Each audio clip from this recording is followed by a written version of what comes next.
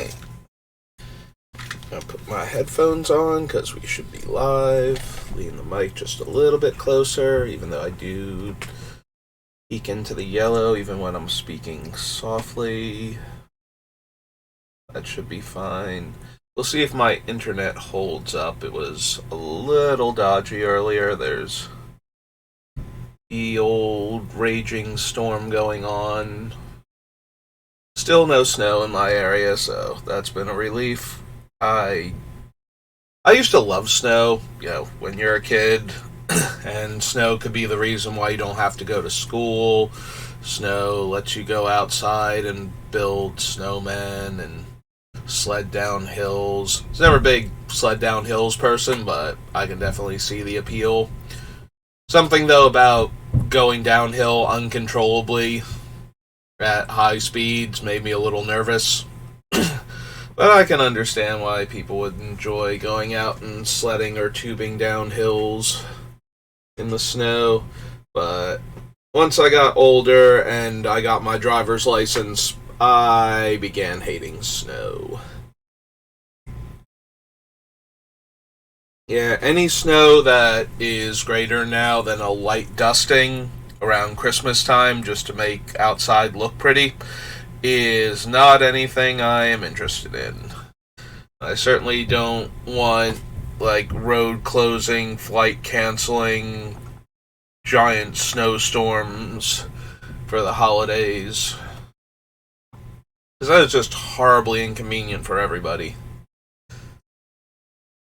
Yeah, my ideal white Christmas is there's snow on the trees and on the grass, but the roadways are clear and you can safely get to your relative's house if you need to drive that day, or stop by a friend's house or anything like that. Yeah, no, that's my preferred white Christmas.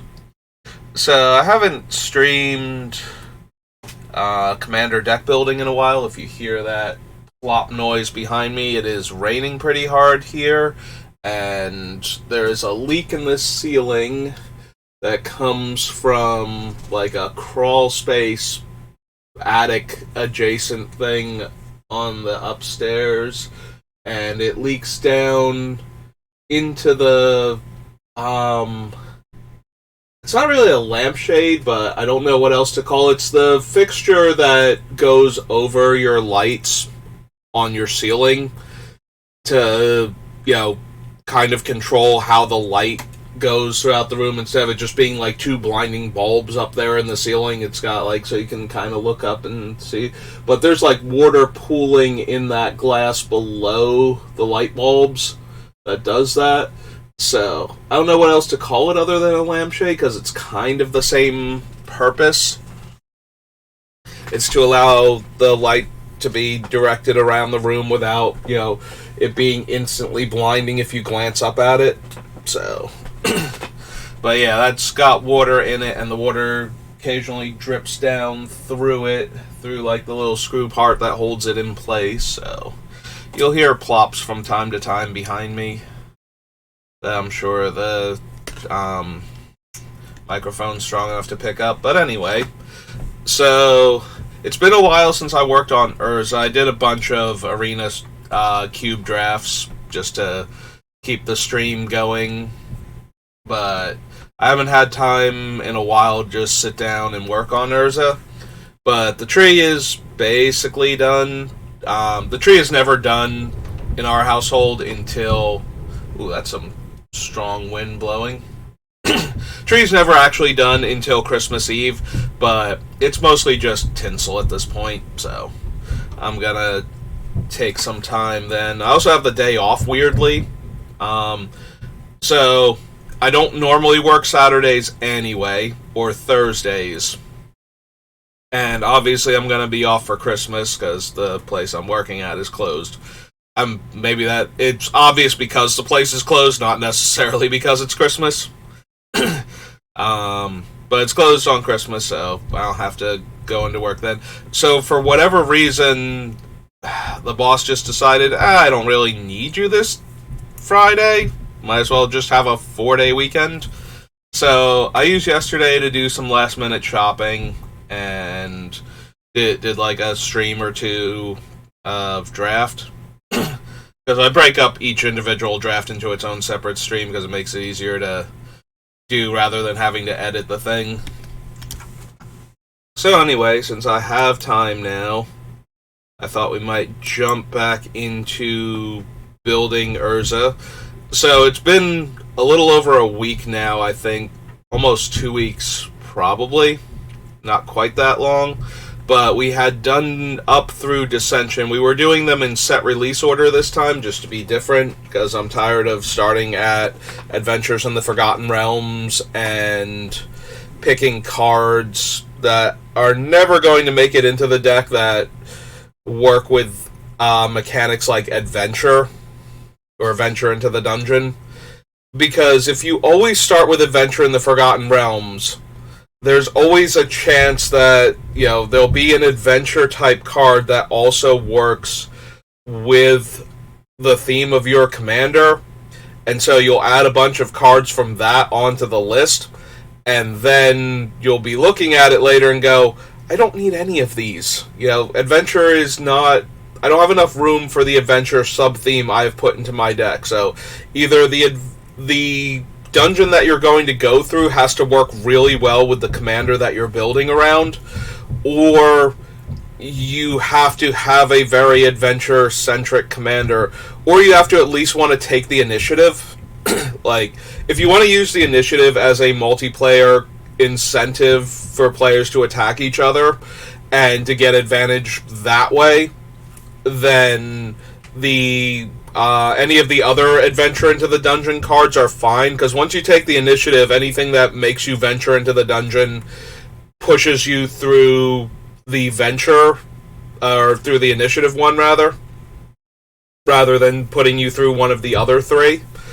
So you can still work with that by taking the initiative. Also, if you wind up in one of the other three dungeons, taking the initiative while you're in those dungeons pushes you through that dungeon faster. So, 6 of one, half dozen of the other. As long as you don't mind at least one of the three regular dungeons and you want to do the initiative dungeon, then that's fine, but it doesn't really help you at all if you're trying to look for cards and you're like, oh yeah, no, because if I clone this with Urza, then we get to venture into the dungeon every time I make a 1/1 soldier that does that, and you get incremental advantage. It's kind of like a planeswalker.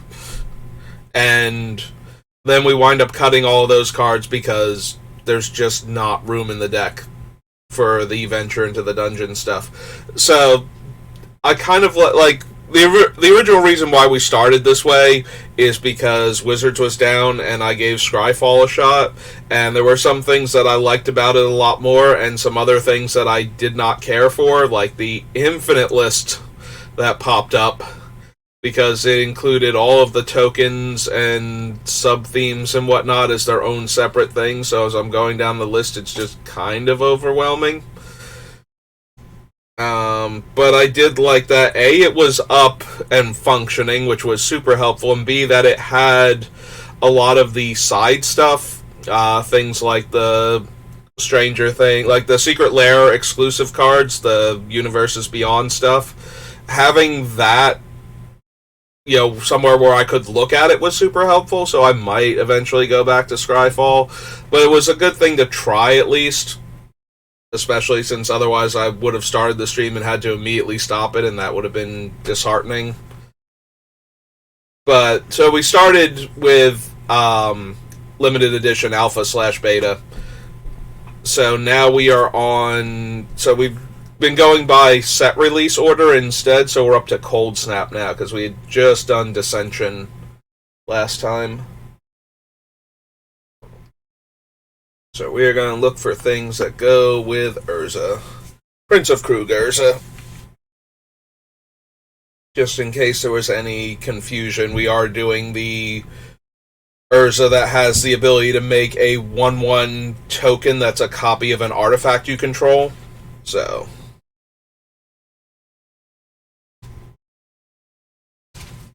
Actually, it's been so long. Let me just triple check Urza real quick. It is specifically artifact. It should be artifacts you control become 1/1 soldier tokens. So we just go over here and we go Urza. Prince. Create a token that's a copy of target artifact you control, except it's a 1/1 soldier creature token in addition to its other types. And then he is also a tempered steel effect. So yeah, if we're going to copy creatures, we do need liquid metal torque, liquid metal coating, I think golem skin gloves. There are a handful of things that turn your creatures into artifacts. And speaking of artifact creatures and artifacts, Arkham Dagson. One of the more degenerate artifact-centric commanders. So you tap him, you sacrifice... You force target artifact creature's controller to sacrifice it, so you can kill your opponent's artifact creatures with this. You almost never want to, though, because of the second half of his ability. That player may search their library for a non-creature artifact and put it into play, then shuffle their library. So, in conjunction with Urza, we can sacrifice one of the 1/1 tokens, that's a copy of one of our artifacts, in order to tutor up another more desirable artifact for us to copy. Not the least of which is Darksteel Forge. That's like one of Arkham's main go-tos, is to just tutor Forge directly into play. So you go from a 9-mana artifact to a 4-mana old man and whatever artifact creature you had lying around. So, Arkham Dagson. Definitely going to make the short list for this deck. You know, you can cut anything from any commander deck, but I have to believe he's going to make it. Makes a Snowland a 2/2, no. First Strike, no. Snowland that does not have basic land types? Probably not. I'm a little against the mana rocks that come into play tapped, because if we make a token copy of them, the creature will already be summoning sick, but now it will come into play tapped also.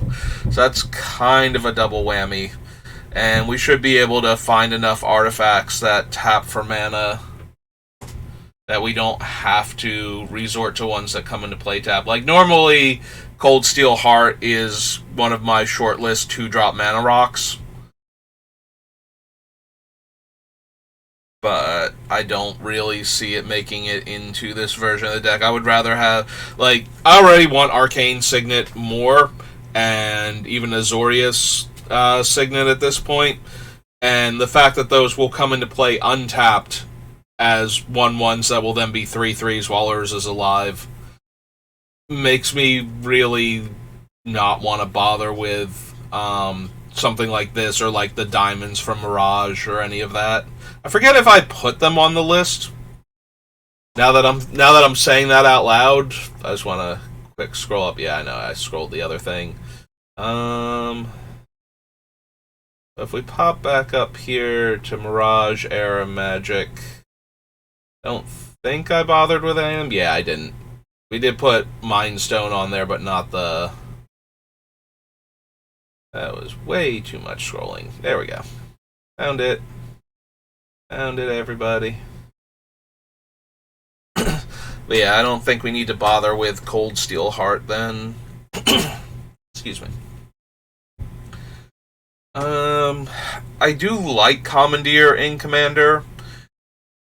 Being able to take control of a powerful targeted spell. Or, you know, a Planeswalker, or particularly potent enchantment.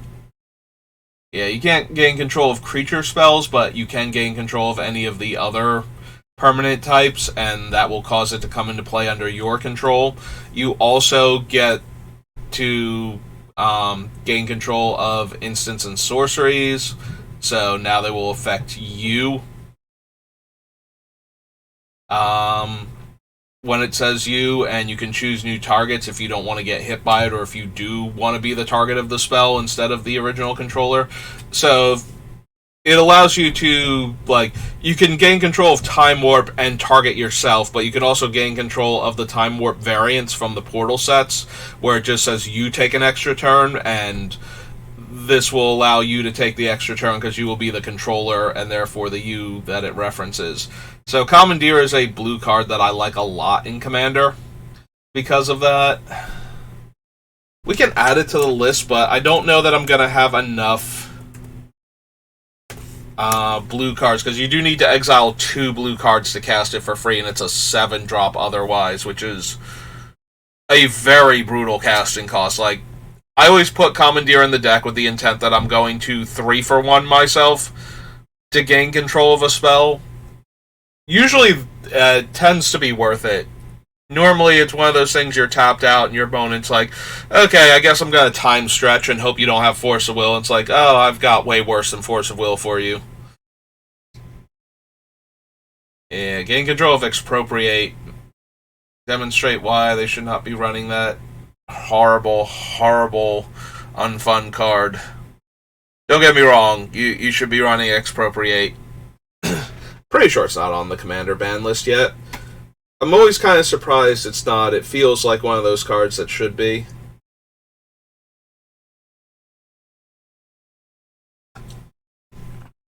Controvert, no.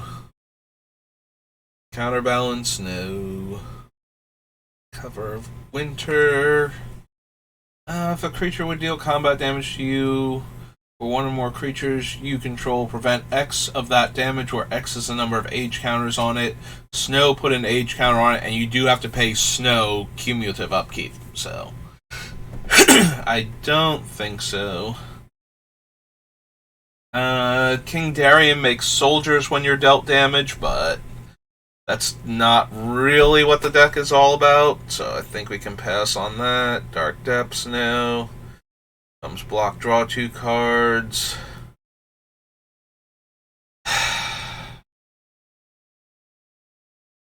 I don't really care if my guys are 2/2s or 3/3s or 5/5s necessarily. Like, obviously you want your guys to be bigger. The biggest problem with Field Marshal is, unlike Urza, he doesn't survive Massacre Worm, Demon of Dark Schemes, or Elish Norn coming down. So his bonus will go away almost immediately if there's not something also buffing him, and then all of these soldiers that he was buffing will probably die if Urza's not on the battlefield, so.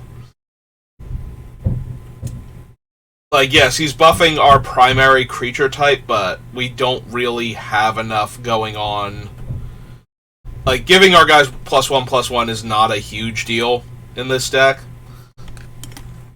And if I'm going to jump through the hoops to clone non-artifact creature, there's, like, an argument to be made for, like, Helm of the Hosting Urza, and then making copies of, like, artifact token copies of that Urza to buff all of themselves and the thing, so.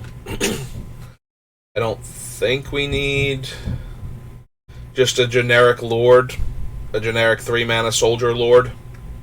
If he was a 1/3, I would probably consider him just a little bit more, because that moves up the number of spells that don't wipe our entire board. You know, -X effects, or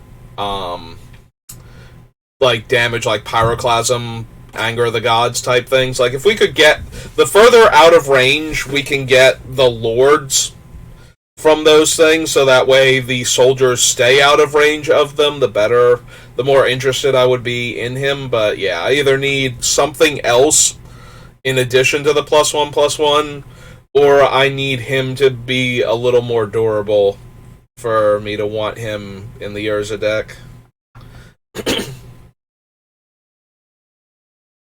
Yeah, nope. Can't can't block, and its activated abilities can't be activated. And Snow to give it Defender until end of turn. Give it upkeep. Snow gets +3/+3 for each age counter on it. No. I don't think we need Heimdar. Comes into play, remove the top 5 cards of target player's library from the game face down. You may look at those cards as long as they remain removed from the game. 2 tap, put a card removed from the game with Scepter into its owner's graveyard. Counter target spell if it has the same name as that card. So we're almost never going to be able to counter anything. Like, the only way we counter stuff is if one player is also playing with the same card. So, like, if we hit something universal, like a Soul Ring, we can counter that, but depending on when in the game that is, that probably doesn't even matter. So it needs to be something a bit more impressive. And that requires that it be something a bit more universal, you know, countering something like a Swords to Plowshare or a Demonic Tutor or something. But every time we make one of those, we do get to exile 5 cards from an opponent's deck. That probably isn't going to be super essential. I do like having weird ways to win the game sometimes, but I feel like we could do better than the Scepter. Making a 3/3 creature that exiles the top 5 cards of an opponent's deck. Probably not going to do it. I'm scrolling a bit too fast here. Let's back it up. We have this guy that puts cards on the bottom. Don't really care about Jockomander. Like, that's not going to be a thing we're ever going to do. So that's not really essential. What happens with this guy? Is put into a graveyard from play. I get a 1/1 bird creature token for each age counter on it, and it's a 3 mana 3/3 that has white-blue cumulative upkeep. White or blue for the cumulative upkeep. Flying, first strike, and like old style lifelink, where it's a triggered ability. No. No.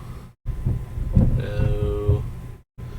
Power and toughness are each equal to the number of illusions in play.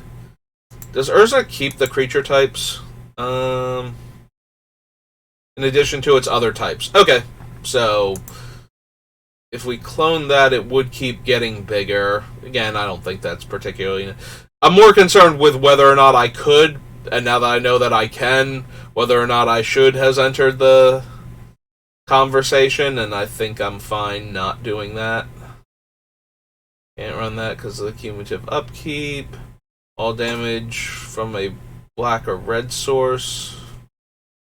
Oh, black or red sources would deal this turn. Blue cards from your hand. Counter target spell unless they pay X. Deal white cards from your hand. Gain 3 times X life.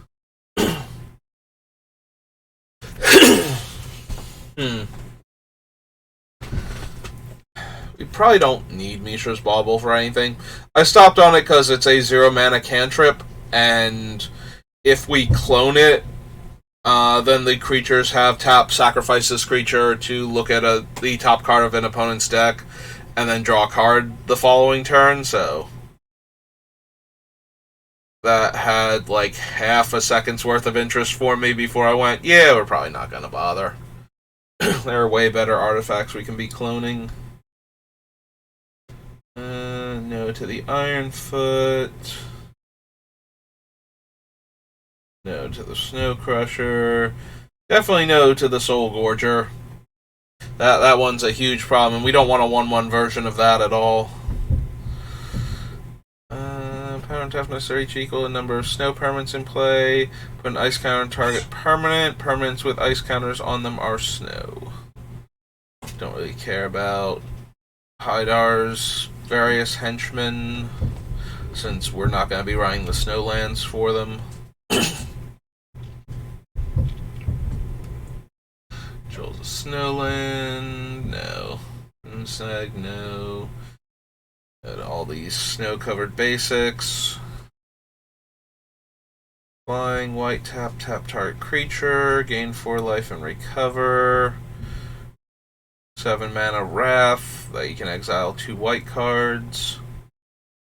No to these Ripple cards. Tap, draw 2 cards, and put a card from your hand on top of your library. No. Next 2 damage will be dealt to target creature or player this turn. Draw a card at the beginning. No. Makes land snow or not snow. Throwing Stone doesn't do anything in our deck. Into play with 4 healing counters on it. Remove a healing counter from it. The next 1 damage it will be dealt to. Prevent the next 1 damage that will be dealt to it. And 3 mana, put a healing counter on it. Nope. Remove target creature from the game. You draw cards equal to that creature's power. At the beginning of the next upkeep, return that card to play under its owner's control. If you do, discard cards equal to its toughness. No. Cumulative upkeep, discard a card, put into a graveyard from play, draw a card for each counter it had on it. An opponent gains 1 life. No. No. And no. Okay. Well, we did get Arkham and possibly Commandeer.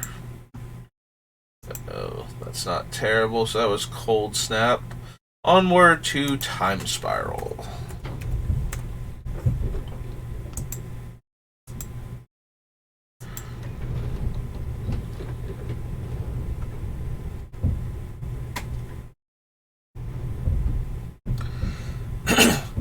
Academy Ruins. Probably. Not gonna lie, probably. Oh, did I drop any frames? No, but it did dip a little bit with that last Howl of Wind. Oops, Academy, not Dammy. Ruins. Searches for Rebels, no. Can't be blocked, no. Astral Visions, no. Angel Grace, no. Assembly Worker, probably not. No to Brassnet. The Brine Elemental. Card in your graveyard. The same name as a card in your graveyard. Put it in your graveyard, otherwise draw a card. Still 4 mana to activate, though. Like, I'm not running a JM Day Tome. I'm not going to run a cheaper JM Day Tome. Cast, not to activate. Draws 4 cards and discards 3, unless you do it during your main phase. In which case you can discard 2. Creatures you control with flanking have extra flanking. Gives white creatures +1/+1, so no. Life you've lost this turn.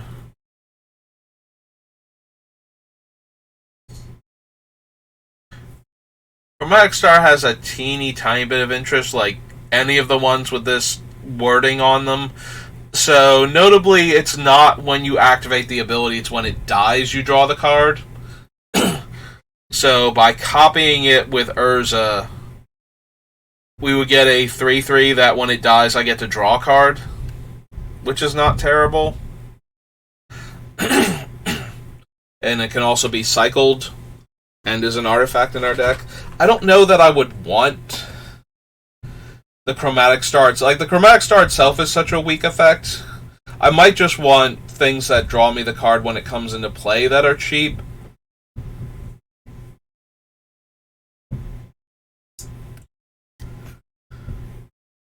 Yeah, we might prefer to do that. We don't need the totem. I don't think we need the Thunder Spirit totem either.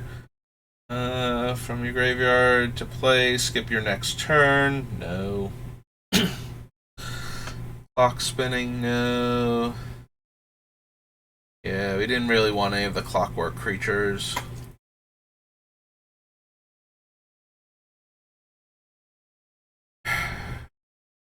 Okay, so this one actually makes a more interesting case for itself than the other one did. So we originally had the Eagle from Tempest that destroyed an enchantment when it came into play.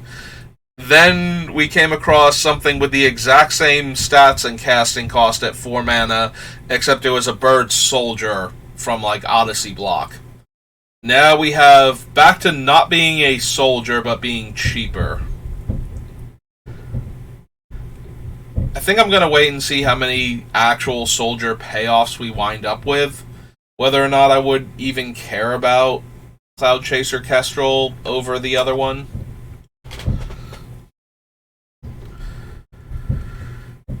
Switches a creature's power and toughness, no. Deals a damage or prevents a damage, no.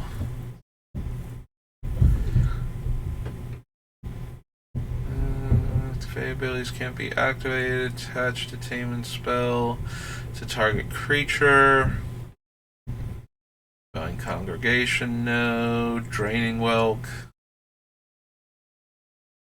Draining Whelk's a tiny bit tempting. We're not going to have access to things like Mystic Snake and their variants, so Draining Whelk is going to be one of the few blue, like mono blue comes into play, counter a creature spells that we can run. So if we turn it into an artifact and activate Urza, we get to put a token into play that's a copy of it, and therefore we can just start countering spells. And then once we have the artifact token copy, it will be an artifact itself, right? Or no, I think we went over this one time. So Urza, since Urza assumes that things are artifacts when he activates, he does not give it the artifact type. And copying things that are true of the card until end of turn are not copyable effects. Like, if you copy a manland with a clone effect while the manland is animated, like you play a clone and it's a creature, so you make a copy of it, the clone will be a non-animated copy because it's only a creature until end of turn. So Urza will be similar in that regard with the whatchamacallit. If we do the liquid metal cards, liquid metal coating, liquid metal torque, to turn the creature into an artifact until end of turn, or put an equipment on it that makes it an artifact in addition to its other types. Those are not copyable effects that if we clone the creature, they would have that effect on them. So Urza would make a token copy, and it would be a 1/1 soldier creature in addition to its other types, but it won't be an artifact creature and won't get the bonus from Urza because of that. So we can still do that, but we are getting a 1/1 with that ability, not a functional 3/3 with that ability. Like, it won't be an artifact, and it also won't be an artifact on subsequent turns, so we would still have to activate liquid metal coating and target the thing to make it an artifact to activate Urza, which, if the opponents are trying to play around this particular combination, means they hold their instance to respond to the activation of liquid metal coating, so that way Urza can't target it with his ability, and then they can kill the thing while it's being targeted with the liquid metal coating, and then we can't activate Urza anymore, and we don't have our counterspell creature, and they can resolve their other spell safely. Which is still a lot of hoops to jump through, but it is worth noting that if we ever lose the liquid metal coating, we can't do that anymore. Like, the other Draining Whelks are not artifact creatures, they're soldier illusions at that point, so unless, of course, we have, like, Mycosynth Lattice in play, in which case everything's an artifact.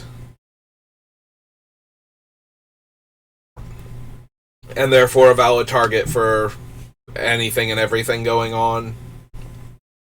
But yeah, so that is a thing to consider.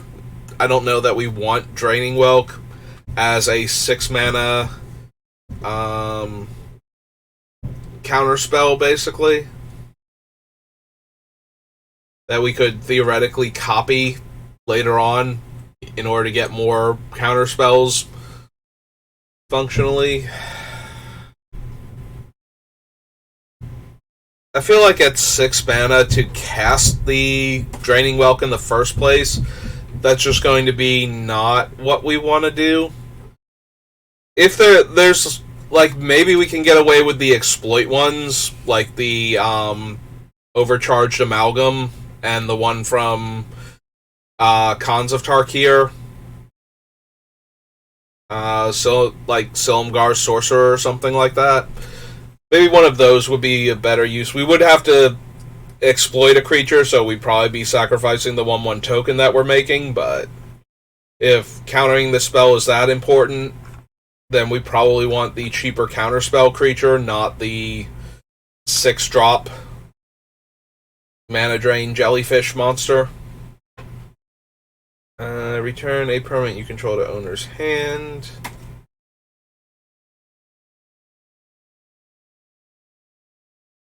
Sacrifice unless you pay blue. No. Flying in pro black. No.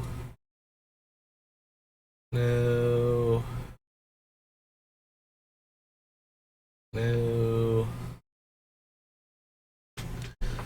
So this thing is 5 mana and then another 4. It's 9 mana to keep casting over and over again? Yeah. I don't even know what I would be doing with Evangelize, but I did another one of those things where I'm evaluating the card first and then going, but why do I even want to steal whatever their worst creature is? What does that get for this deck? And it's like, actually not much, so yeah, you probably don't even want that. That'd probably be terrible. Go to Fathom Seer. Don't think we need flagstones in this deck. This 1 damage has morph. And return it to play under its owner's control. Excuse me. Fool's Demise, Interceptor. Can't run the totem. Fortify. That was one of the other things I did like about Scryfall, was the ability to go by color identity, not color of the card. So we avoided things like, the Pharisian Totem and the Fungal Reaches, because they're a colorless spell and a land, colorless artifact and a land, but they both obviously can only go in decks that include red in them. Don't think we need the Gauntlet. Caverns. No.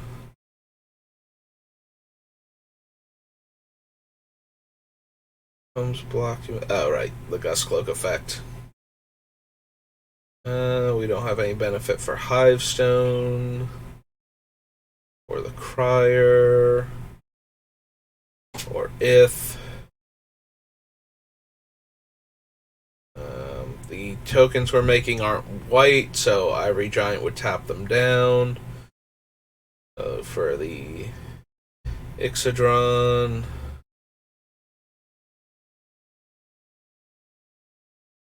Yeah, the problem with Ixodron is more that it would turn Urza face down than anything else. Like, I wouldn't mind being able to make more Ixodrons to just keep turning all my opponent's stuff into harmless little tutus, but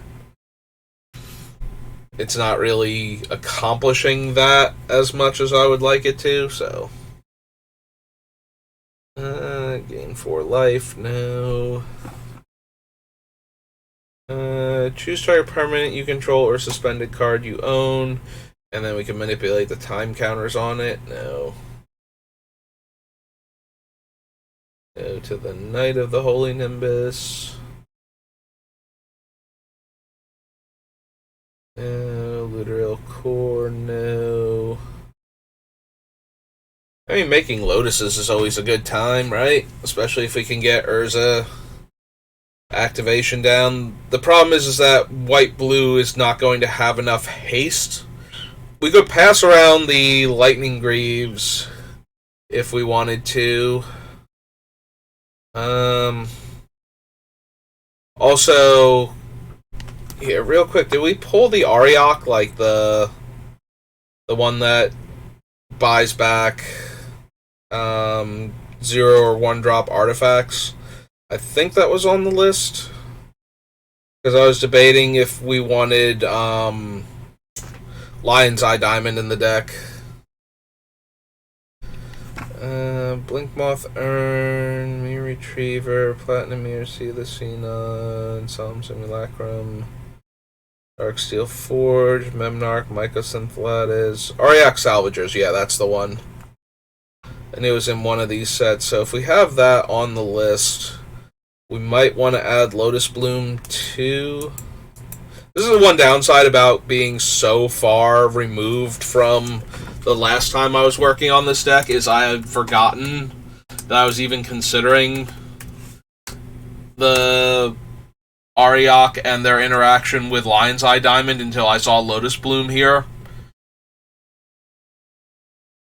as a way to generate infinite mana by reducing Urza's activation cost.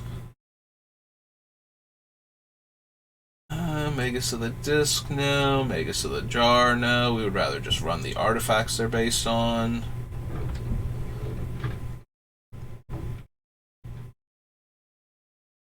Very Blank, Moonlace, Mystical Teachings. Opal Guardian. Comes at 3/4 with flying and protection from red. No. So opponent controls, you may draw a card. Gideon Eye, Outrider, and Core. Whenever a player casts a spell of the chosen color, you may gain 1 life. Tap, add 1 mana of the chosen color to your mana pool. Probably not, although there are some fun things you can do with Paradise Plume if your opponent is trying to go infinite and deal you infinite damage by looping spells, and that you can gain life, so they have to be doing more damage than they can't just hit you for X damage by casting X red spells, for example. They would have to hit you for 2 times X or 3 times X to deal enough damage, and every copy that you make would further move that out of range for them, but I still don't think that's anywhere near good enough to actually merit it. Just amused me to think about it. The chosen color. Go to the ward. Should creature or player prevent one of that damage? If a spell would deal damage to a creature or player, prevent one of that. Prevent 1 damage. That's. Oh, yeah. My brain just refused to read that sentence properly. It tried to keep adding words that weren't there. Prevent 1 damage the spell would deal to that creature or player. Little too narrow, even if we copied it a whole bunch. Taps add 1. Or 1 tap to make mana of any color.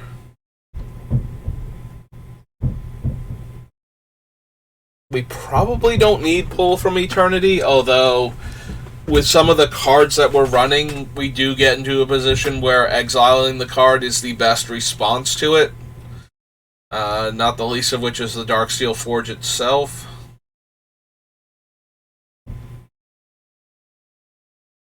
Probably don't need it, though. No to Pulmonic Sliver. No to Quill Sliver. No Restore Balance. Return to Dust. If we're going to be running the liquid metal coatings, I definitely want effects like this. And I do plan to run the liquid metal coating effects, so we'll just add that to the list.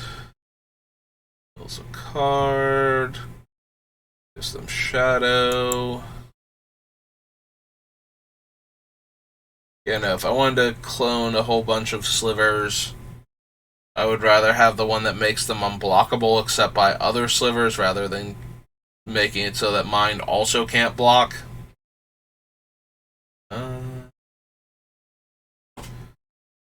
Tail Drakeling. Spirit Loop. Sprite Noble.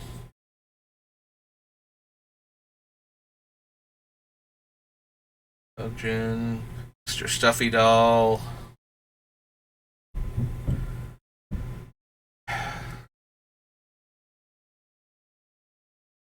So Stuffy Doll would get a boost from Urza, which would allow him to actually rumble in combat a bit more.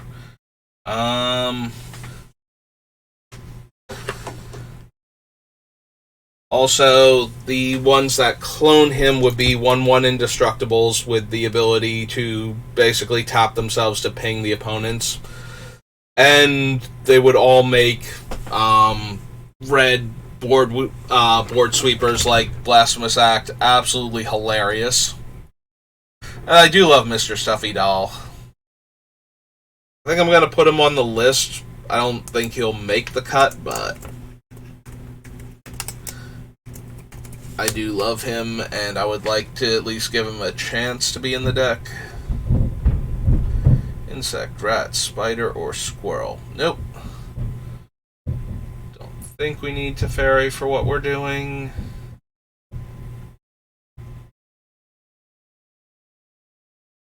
Twice. Thunder Totem, no. Destroy target goblin, no. No. Trickbind, probably not. Triskavilius comes in play with 3 1/1 counters on it. Remove a 1/1 counter from it. Makes a 1/1 flyer. And it has sacrifice this creature to deal 1 damage to target creature or player, not to put the counter back on. Okay. So we probably don't need that. Do I care at all about the factory that could then tap to produce 4/4s? Probably not, because Training Ground doesn't reduce its activation cost, nor does Hearthstone rather. Not Hearthstone. I don't think we need Vesuva, even with the cool lands that we have, or the Shapeshifter. Walk the Aeons. Watcher Sliver, no. No. Wipe Away, and Zealot Ilvec. No. Okay. Alright, so that was Time Spiral. So, Planar Chaos next.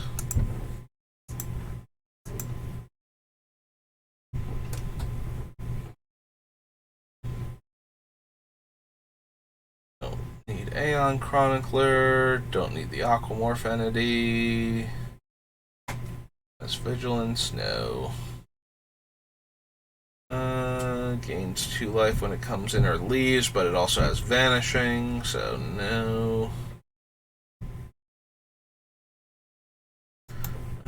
Contest must equal a number of soldiers you control. Yeah, just makes him a big dude then. Don't care about Body Double, I don't think. No to Braids. Calciderm. Chronozoa. Grovax would actually hurt all of our stuff because they're colorless soldiers.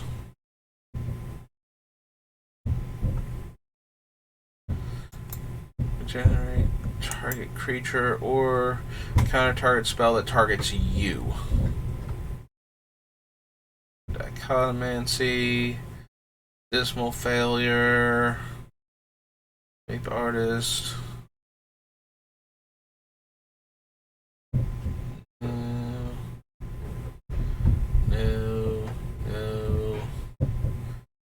Nope. Choice of Double Strike, Pro Red, Vigilance, or Shadow.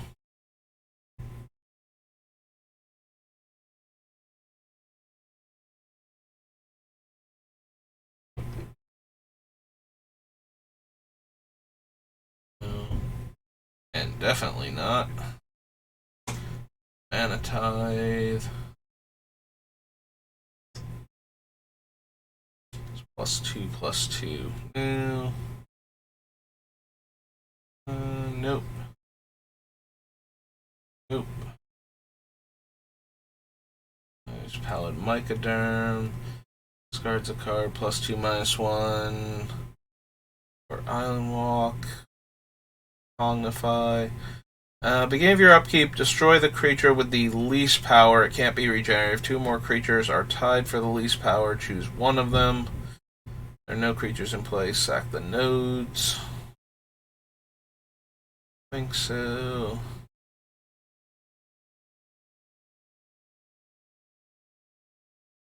No. Reality Acid sadly does not work. Yeah, we can turn Reality Acid into an artifact and we can copy it, but we can't attach it to anything because creatures can't be attached to stuff, so it'll just be a 1-1 with Vanishing at that point. And that will make me sad inside as it slowly fades away.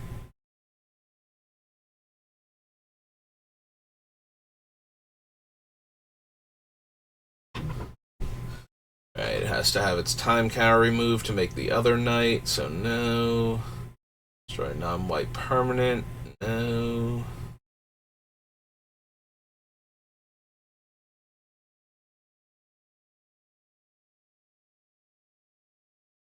Native Trocare, Paper Parasite, New Slivers,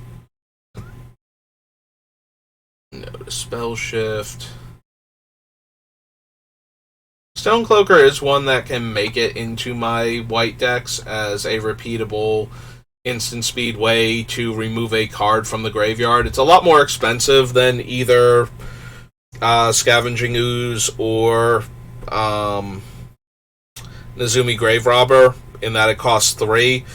What you can do, though, is that you can choose the Stonecloaker itself as the thing that you send back to your hand. So at 3 mana for instant speed, it will exile the card from the opponent's graveyard and then bounce back to your hand to be used again later.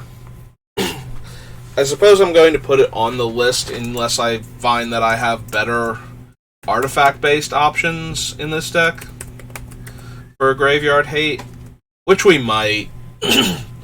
But it needs to be something that I can use consistently.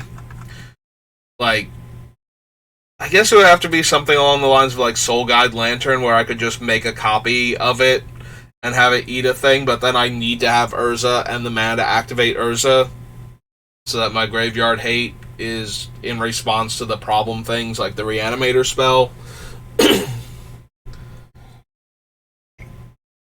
Or the regrowth effect, you know. Whatever's allowing them to loop their one spell over and over again. Yeah, if you want to be able to break up any of those combos, you definitely want to be able to interact with the graveyard at instant speed.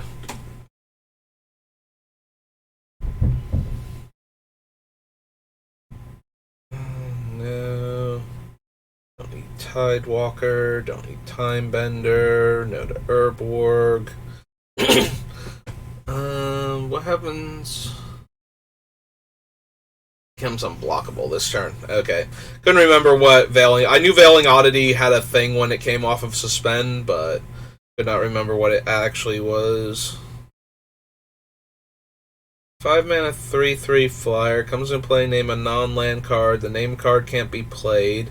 Activate abilities of permanents with the name of that card can't be played.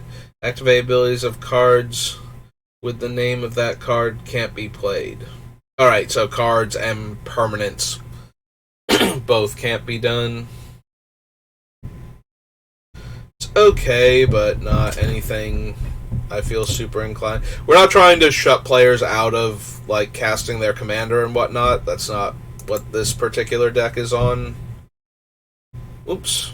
Stonecloaker. You are a Planar Chaos card, not a Time Spiral card. Please get in your correct section.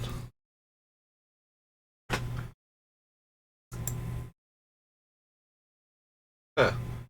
I have the search board rather than the... Or search board. I have the clipboard instead of the search option here. Do I have the search option? I do not.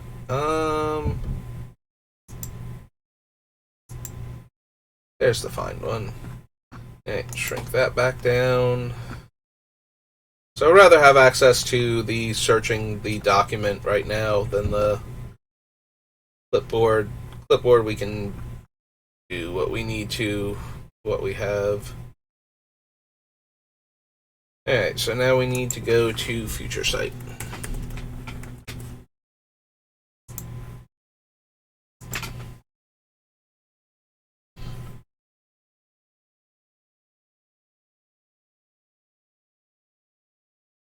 I mean,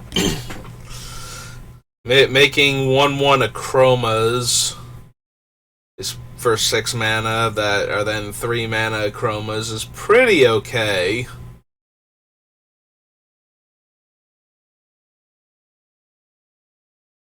Yeah, flying First Strike. It's mostly the flying Vigilance and Haste that I'm looking at. Like, First Strike and Pro 2 colors is also pretty good. And Trample. But being able to attack the opponents and then activate any tap activated abilities that they have, if need be, before my next turn seems really... You know what? We're going to add Achroma's Memorial. This seems decent enough. Memorial. As a copy target. Flash, Convoke, Flying comes into play. Prevent the next 5 damage will be dealt this turn to any number of creatures and/or players divided as you choose. For 8 mana, 8 mana. 4 life now. No. Opponents searching decks only get to look at the top 4 is okay, but doesn't add anything to what we're doing right now, so I'm inclined to pass here.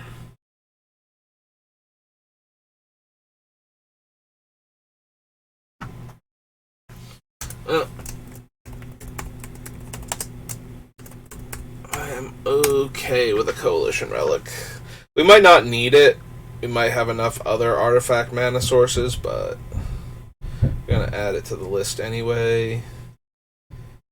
Don't need delay. Move 2 time counters from each permanent and each suspended card, or put 2 time counters on each permanent and each suspended card.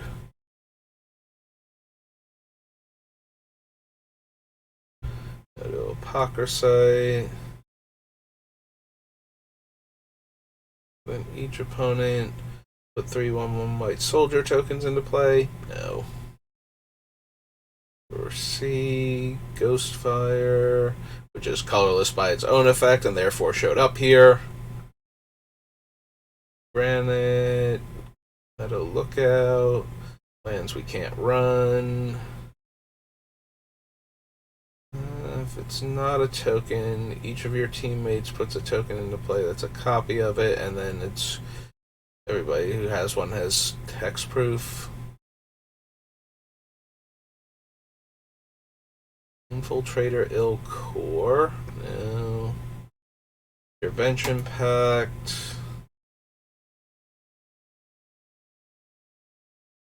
Judge Unworthy. Knight of Susri. Leaden Fists.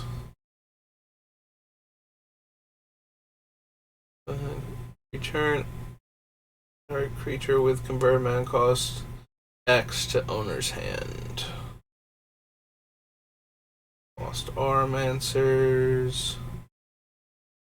If it had no time counters on it, you may search your library for an enchantment card and put into play. Nope. Creatures you control get +1 toughness. All slivers have Absorb 1. Maelstrom Djinn.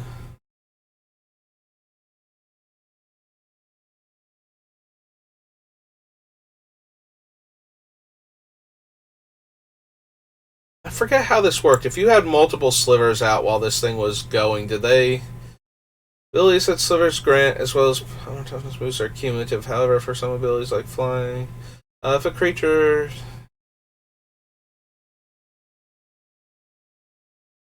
The source would deal damage to a sliver, prevent 1 of that damage.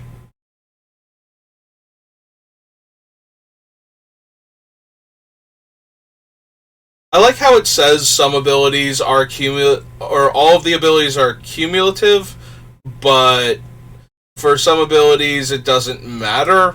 But then it doesn't clarify which instance this actually is, because I think that it just prevents like a ton of damage.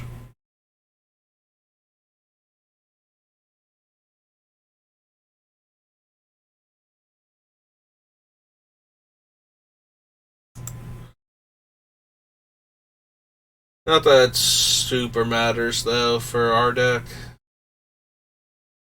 Cry, Mesmeric Sliver,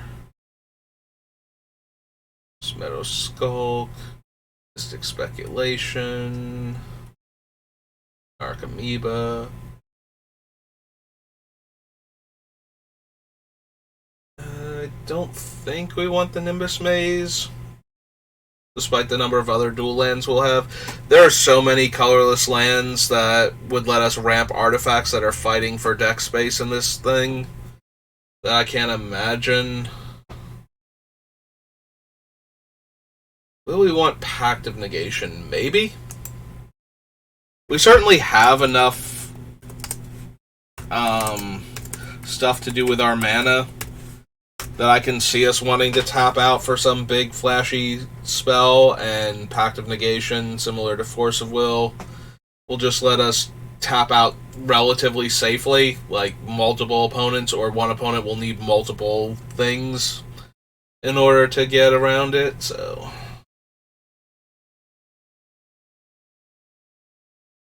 That's Tiger, comes into play, gain protection from the color of your choice until end of turn. Golem, Spellweaver, Balut, Sword of the Meek.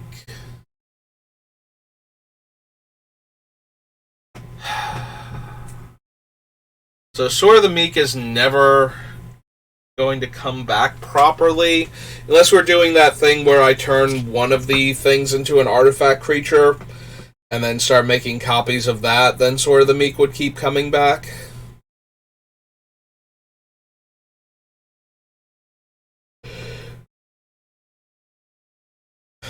Yeah, I don't think we need Sword of the Meek, but I could see changing my mind if we go infinite more often with Crack Clan Ironworks and the whole, like I said, liquid metal coating on one of our non-artifact creatures so we can make a copy of it, so the copy would be a 1/1, so the sword would come back. So if we've got Urza's activated ability reduced by enough, we would actually start netting mana from activating that, at which point we are actually infinite.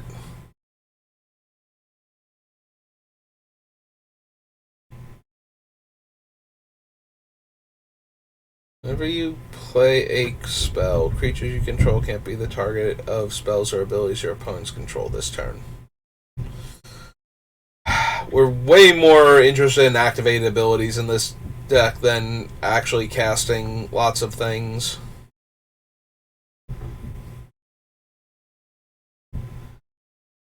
Fencer's not quite as good as one of the counterspell creatures. He is better against things that normally can't be countered, obviously, but for the most part, I'm assuming we're going to have to spend at least a couple mana on Urza, possibly the full 6. So, if we make a token copy of Venser, it will explode immediately because it's Venser, and therefore legendary. But it would still bounce the spell, but if the spell isn't expensive enough, then the opponents can just recast the spell and make us sad. Yeah, I think I'm going to hold out for the exploit creatures then. Huh. It's weird it keeps getting rid of the set. I mean, it's helpful because I was going to have to delete it anyway. I thought that I just bumped it off the last time without actually thinking about it, but apparently that's not what happened. Let's head over to Lorwyn now. Set not particularly known for its artifacts. There certainly are some, but comes in play, bouncing on land permanent. E-Boy Changeling, meh.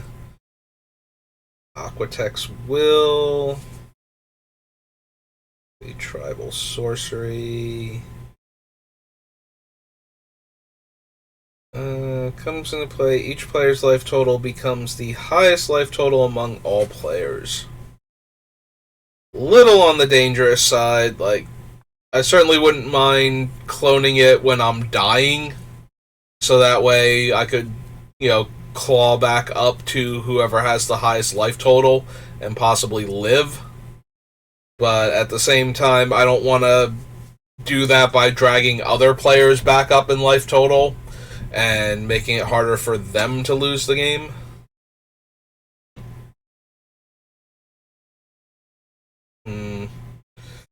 Austere Command is also a little awkward, especially if we've turned everything into an artifact already. Like trying to destroy all artifacts or all creatures. And the tokens will have the same casting cost. It's a thing that we copied, because casting cost is a copyable effect. So if we austere command and we destroy all the low drops, we will kill all of the low drops that we've cloned. But if we do high drops, we will kill anything we clone that's a high drop also.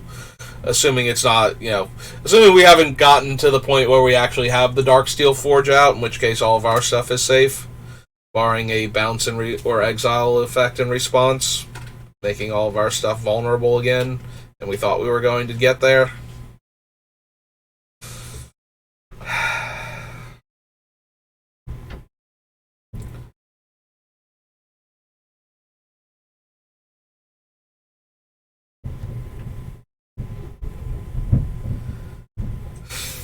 I don't know that we want Austere Command.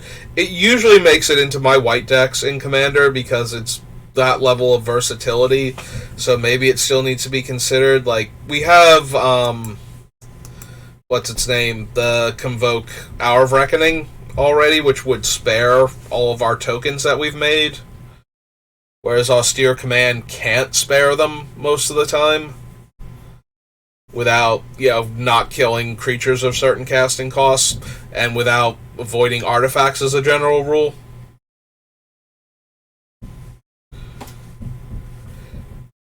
This is one of the weird occasions where the thing not being an artifact, if I did the cool trick with liquid metal coating, would actually be helpful, because then we could turn our opponent's stuff into artifacts and then destroy all artifacts, and we would lose the liquid metal coating, but we would get to keep any of the soldiers that weren't artifacts to begin with. It's probably still worth it to consider it, at least, like, in the long term, figure out what wraths I actually want to run in the deck. We do have the potential to run, like, Soul Scour, and there's a card from one of the commander sets, one of the ones that cares a lot about artifacts, where it kills all non-artifact creatures, or all non-artifact permanents, and has expertise, I believe, and is like a 9-drop or something. Maybe even higher than that. I forget if it can kill lands or not, is the big thing. But it's definitely your stuff being an artifact matters a whole lot when you're casting it type of deal, so I could see that making it into the deck instead of Austere Command.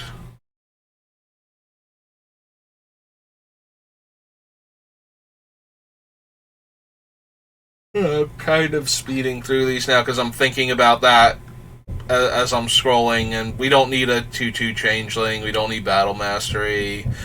Makes 2 Merfolks is okay, but it's a 7-drop. Deals a lot of damage to attacking or blocking creatures if we want it to. weird power sync with the clash mechanic. Barrington Forge Tender is okay, but not anything we super need. Something we need. Captivating Glance. Sun's Air. No. Changeling Hero. No. Goat Ranger's okay, but not what we need. Crib Swap. Yeah. Fine spell, but we have better exiling effects. Cryptic Command. That triple blue is going to be awfully hard with some of the colorless lands that I'm planning on running.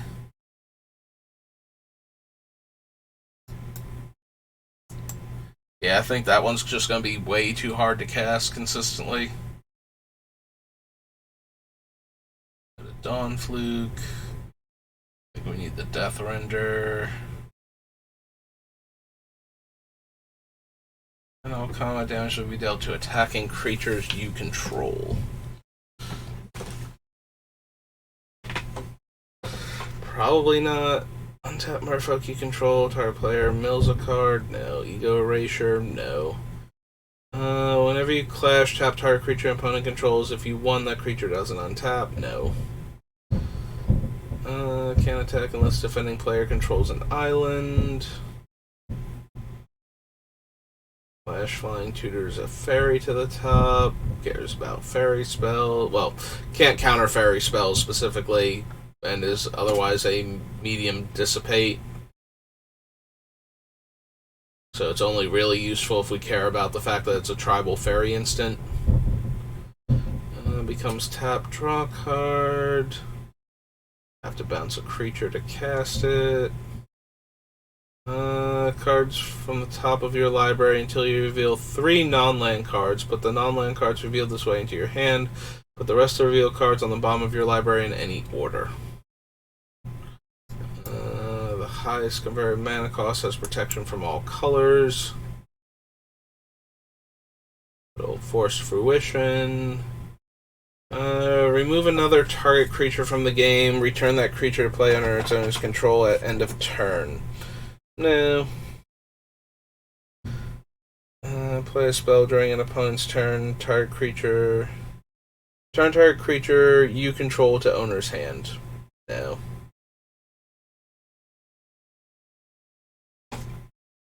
Doesn't untap. No. Or greater. No. No. Don't think we need Guile. Also, Guile's like triple blue, right? Yeah.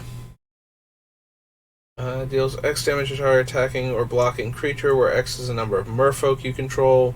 No. Nope. Mountain Walker. Hoofprints. Whenever you draw a card, you may put a hoofprint counter on Hoofprints of the Stag. Move 4 of them. Make a 4/4 white elemental creature token with flying. Only during your turn. Nope. Comes into play. Look at the top 4 cards of your library. Put them back in any order. No. Jace, no. Merfolk you control becomes tapped, gain a life. Dax gives flying. +1/+1 until end of turn. +1/+1 in his first strike. For Kithkin. Prevent 1 damage will be dealt to target creature or player this turn. 2/2 first strike lifelink. Block an additional creature. Blocks 2 or more creatures. It gains first strike until end of turn. Marrow Commerce. Tap all merfolk you control. Walking Tutor, Merfolk Lord. Whenever a non-token creature you control attacks, you may pay white. If you do, put a 1/1 white Kithkin Soldier creature token into play, tapped and attacking.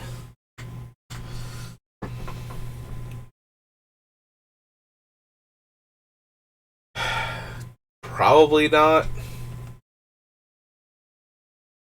Alright, is there any value to Mirror Entity in this deck? So Mirror Entity is very strong when we care about our creatures having multiple creature types, or we can generate huge amounts of mana, or we're just going very, very wide with small creatures. And while we can do those things, do we need Mirror Entity as a finisher, as a pseudo overrun that can just sit and play and threaten to activate if the opponent doesn't block all of our stuff? And that will probably activate and kill all their things anyway, so they have to actually worry about, combat. Unless they have a split-second card and they kill it while we're trying to be all cute about can we or can't we activate it. Then it's kind of sad. Other than that,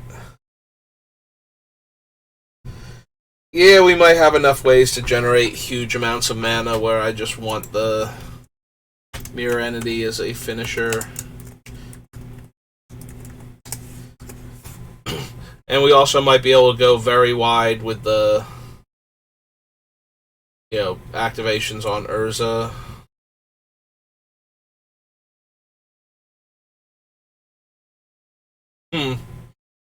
So, I was not thinking about this, but Moonglove Extract, unlike similarly worded cards in other sets, just requires that you sacrifice the extract, not that you tap it. Like, most of them do have a tap-activated ability to deal their damage. So that's a tiny bit interesting. Yeah, it's still only 2 damage and it's a 3-drop, so we probably don't need it.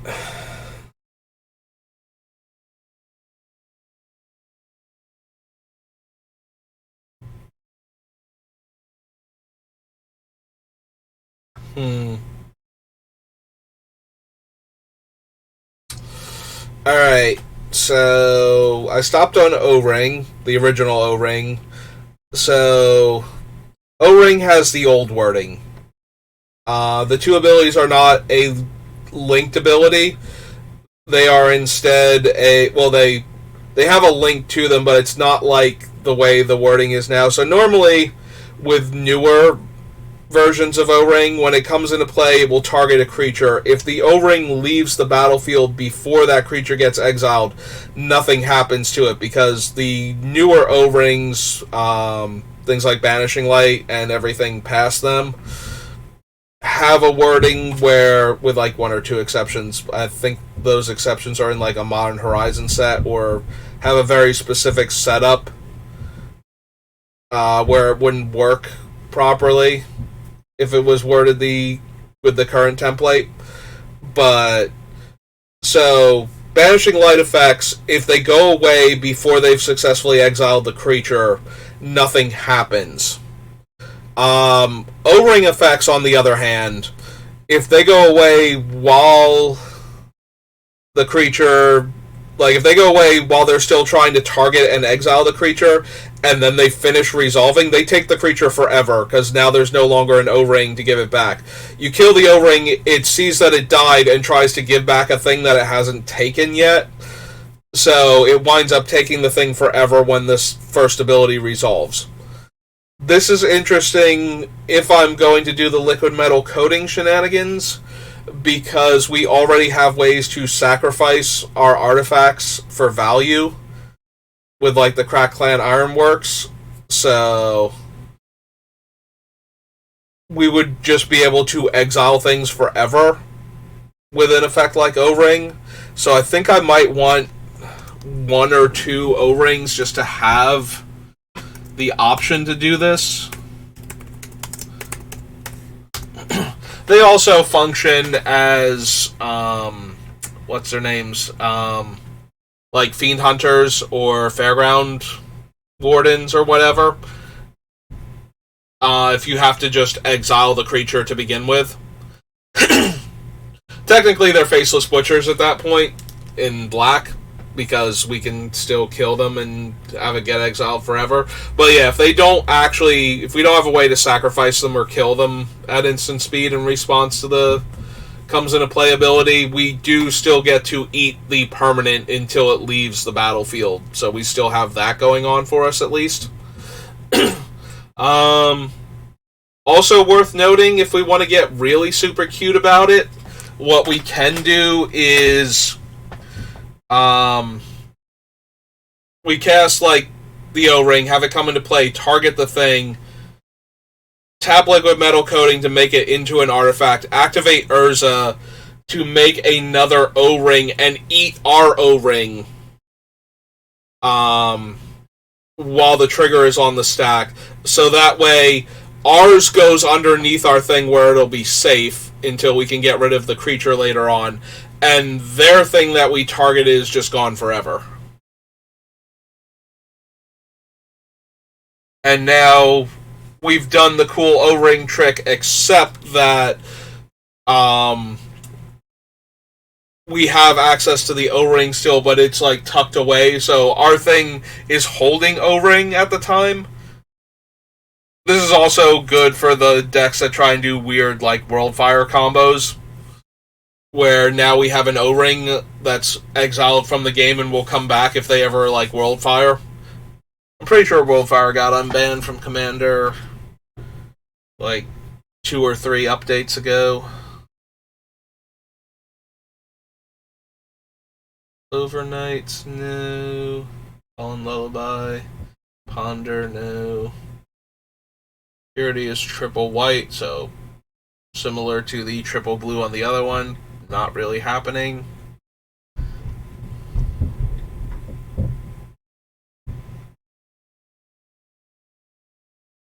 Whenever you play an activated ability, if it isn't a mana ability, you may pay 2 and copy it.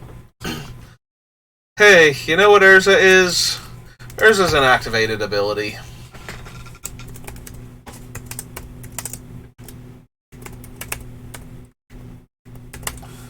So now we have to consider that. We have to consider that one. We have to consider Panharmonicon, and because if we're going to have more artifacts coming into play, probably going to want New Norn. I mean, I want New Norn in literally every white deck I build from now until the end of time. Because if I could run Torpor Orb, if Torpor Orb were one-sided against opponents, I would run it in literally every commander deck, because everybody runs creatures with comes into play value abilities on them, because playing a creature that does nothing to impact the board besides be a body requires an incredible stat line or something to merit that. Like, your creature either has to come into play and have a come into play trigger that gets some sort of spell effect that gives you a card's worth of value or half of a card's worth, something. You have to get some kind of advantage from playing the creature in the first place. Then, or it has to have a static ability that it coming into play will just generate something positive for you. Something like Old Elish Norn, where it's the +2/+2 to your board, but also -2/-2 to the opponent. So her coming into play instantly kills all of your opponent's 1 and 2 toughness creatures, just by her landing on the table. Even though that's not a comes into play ability, it still gives you that value because she came into play. So you need something like that in Commander. Otherwise, if you just play a big dumb creature with the idea that if you untap with it, you can win the game, that tends to not be as potent. Like, there are still decks that run cards like that and, put in all the ways to give it haste and whatnot, so that way they don't have to wait that turn and have it be vulnerable to the opponent's stuff. But for the most part, you're playing creatures that have either a comes into play or a static ability on them that is going to generate some amount of board position or card advantage for you by virtue of it being in the deck. Like, that's what literally every creature does. Like, there are very few creatures that people play where it's like, They have no comes into play ability, they have no static ability, so they either have to tap to activate their ability, or they just have amazing stats for what they are. Those tend to be, and those latter two tend to be some of the worst creatures you can be running. Like, you'll still run them because you can set it up where they will do their thing some amount of the time, and that will be good for you, but mostly you want either comes into play or static ability creatures, or an activate ability that you can activate immediately. Something like that. And being able to shut off all of the comes into play abilities for your opponent's creatures is just massive in Commander. Also, the fact that Norn also shuts off the comes into play triggers of other things that are already in play that care that your cards came into play. It is mean. And then she also lets you double down on all of yours as long as your opponent doesn't also have her in play. So, yeah. That Norn is going in literally every white Commander deck I have and will build in the future.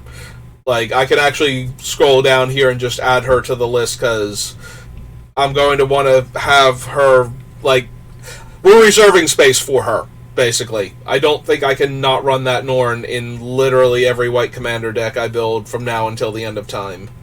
Because of that. Like, almost every Commander deck has creatures with, like, strong comes into play abilities in it.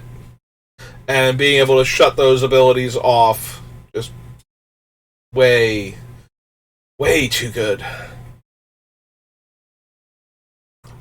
So yeah, I'm down for like Rings of Bright Earth and Panharmonicon and all those sort of things, but that just made me think of Norn, and oh, that Norn is so dumb. That Norn is so impossibly dumb. Like, I read her, and I'm just like, oh, they're leading with Elish Norn. We're not, because the big surprise is actually the completed Planeswalkers. Like, that's their like mystery box thing. Like, what else are we getting in the set?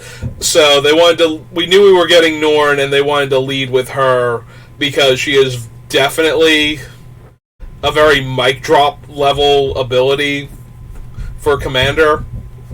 Which is one of the most, if not still the most heavily played constructed format right now for Magic. Like, it's not Standard anymore, it's actually Commander. So, just that one is exactly the, oh my god, power level you want to get hype for your set, and the completed Planeswalkers are the things that you get hype to see afterwards, because it's like, oh, it's decent. If you haven't seen it yet, they have spoiled 3 of them. Not game text wise, although you can see most of the game text on one of the 3 of them. But I believe it was actually from one of the not like the main Wizards Instagram account, but one of the people that they work with on a regular basis had posted a screenshot of one of their people holding 3 of the completed Planeswalkers fanned out, so you can't read most of the game text on 2 of them. The only thing that you can see to confirm that, because it's the one of the alternate artworks, and all of the characters with alternate artwork were going to have at least one looks like they've been completed by Phyrexia form as one of the fancy artworks. You can see that they all have the completed mechanic on them, but you can't see what their full game text is for any of their Planeswalker activate abilities, except for the 3rd one. So, we do have 3 of the 5 revealed, and they had 10 Planeswalkers, and the only thing that we had was that Koth was not one of them.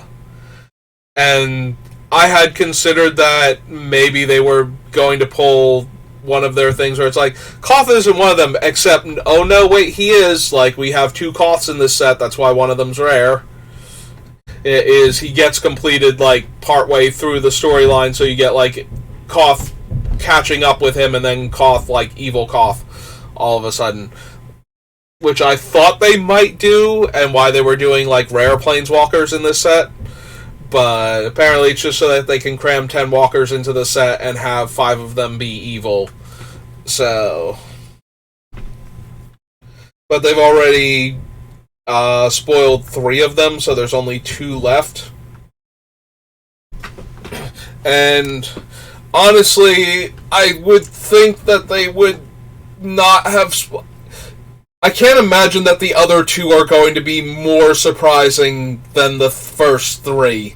So, spoiling the first 3 was kind of weird in that it happened very quickly, but it only happened through, like, the one Instagram account of, like, one of the people that Wizards works with on a regular basis.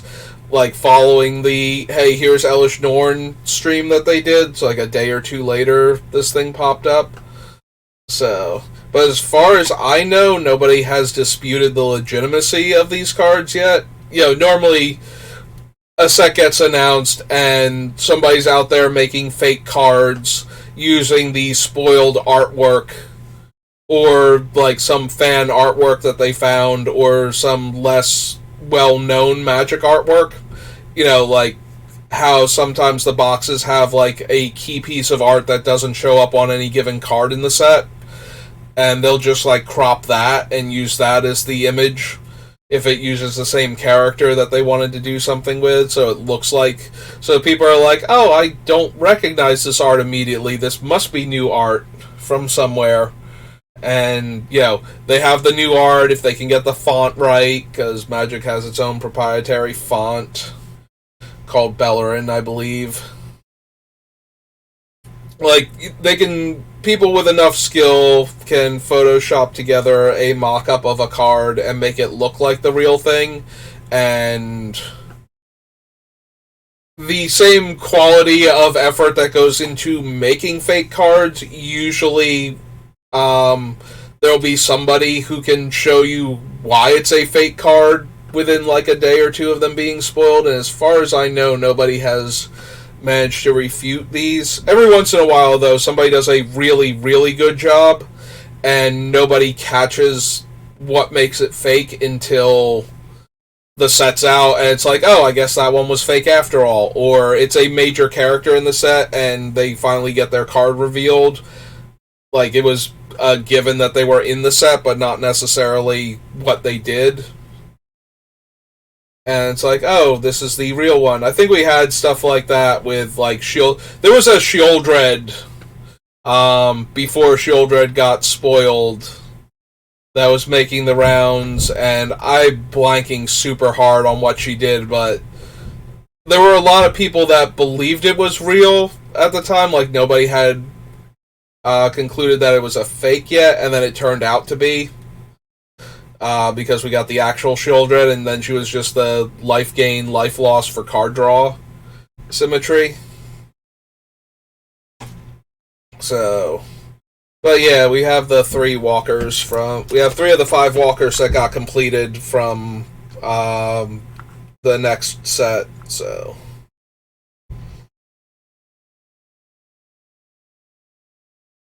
Now, what would be a real surprise is if they just completed all 10 of them by the set after that, like the March of the Machines or whatever it's called.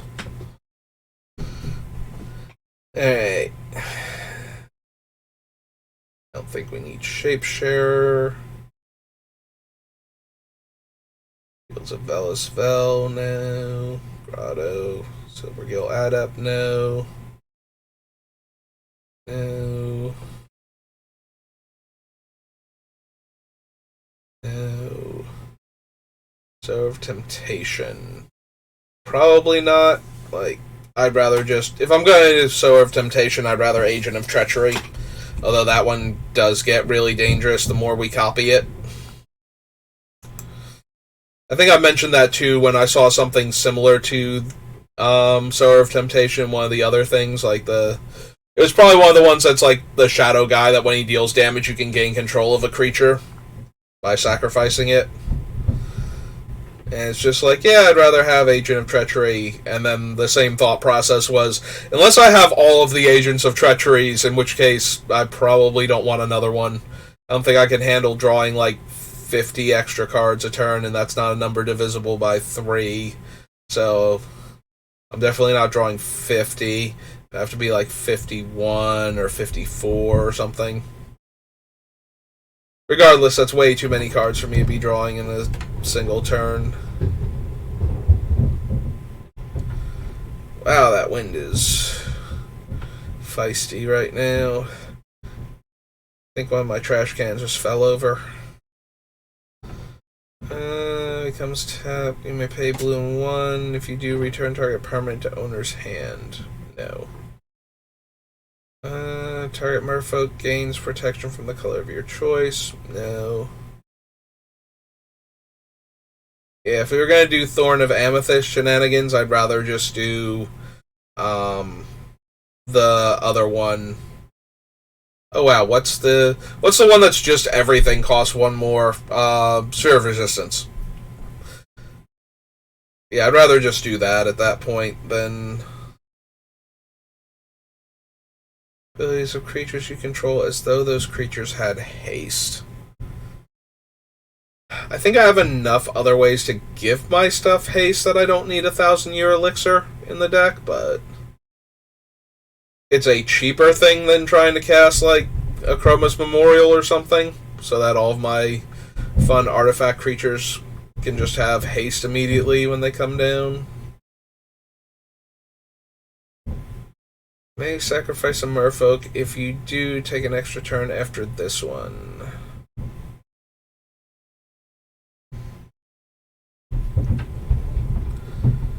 Then Whispermare, Zephyrnet.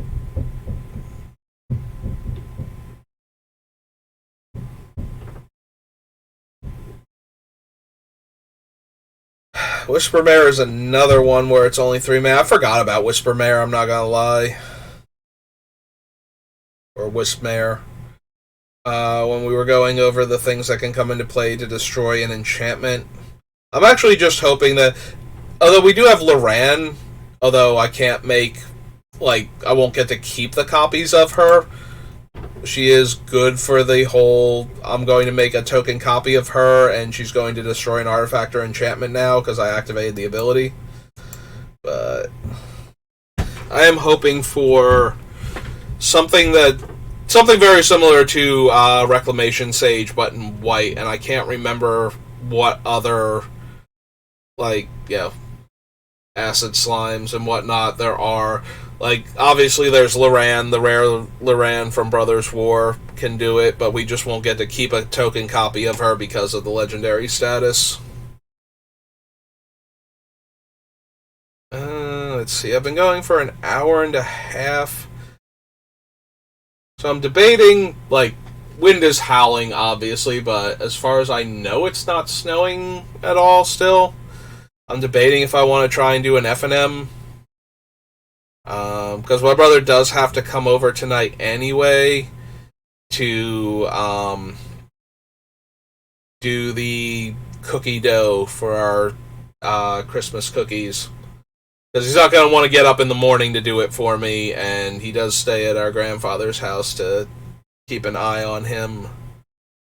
So, yeah, we made it an hour and a half. I think that's going to be good enough for right now. I'm going to go see if he wants to do the F&M or not. But I do thank you for taking time out of your busy schedule to take a look at my stream and to see all the cool cards that we are selecting for Urza. It's been too long and I am out of the, like, I'm still trying to remember all the cards. Like, when we got to the Lotus Bloom, and I'm like, I did put the Ariok Salvagers on this list, right? And then I was thinking about going back and adding Lion's Eye Diamond, and that is the case, because they do allow for infinite mana to activate Urza, so that is a thing I want to consider at least. But that's going to do it for me for right now, so thank you for watching. I am planning to do something either Christmas Eve or Christmas Day. So Christmas Eve is a little bit harder because there's a lot more going on. Christmas Day, like Christmas Day morning into early afternoon, is purely family time where we all exchange the gifts and everything. But Christmas night, like the night of the 25th, is not really like a big let's all get together and do something family moment, besides dinner. So I might be on like later in the evening on Christmas for me, doing like a draft or something. But if I don't see you all, have a Merry Christmas. And if you don't celebrate it, just have a good day. Just have the best day you can possibly have. And I will see you all next time. Thanks for watching.